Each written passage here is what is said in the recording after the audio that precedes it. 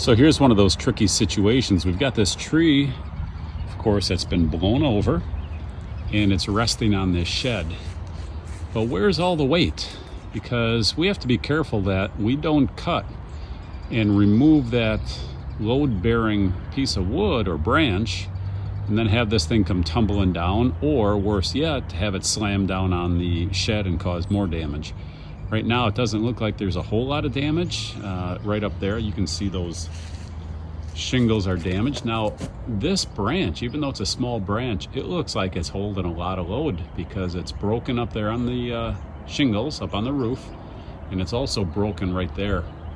So I suspect that if we cut that, this whole branch here is going to want to come down, and then when it comes down, it's going to want to pull the rest of this mess down. So I'm going to bring the tractor in, and I want to get some weight support on that and make sure that we can hold this up and not have this come crashing down and cause more damage. So even though this tree is not that big, it's in a bad spot, it's elevated, it's got all kinds of kinetic energy, potential energy. So we don't want to convert that into kinetic energy and have it come crashing down on us or the shed.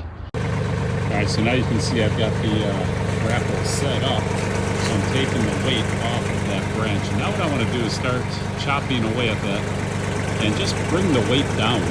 Bring the weight down so that the tractor doesn't have to support as much and we don't have as many things under tension as we have right now. All right, so you can see how much I pulled off because I wanted to reduce the weight. I didn't want that big load to be on there.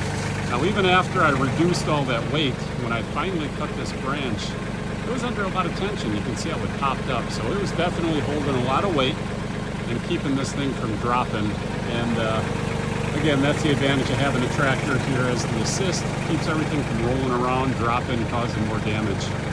All right, so now what I want to do is I'm holding this tree up. I've got it lifted up off that shed. And I don't want to cut it and have that whole big branch come slamming down onto the gutters.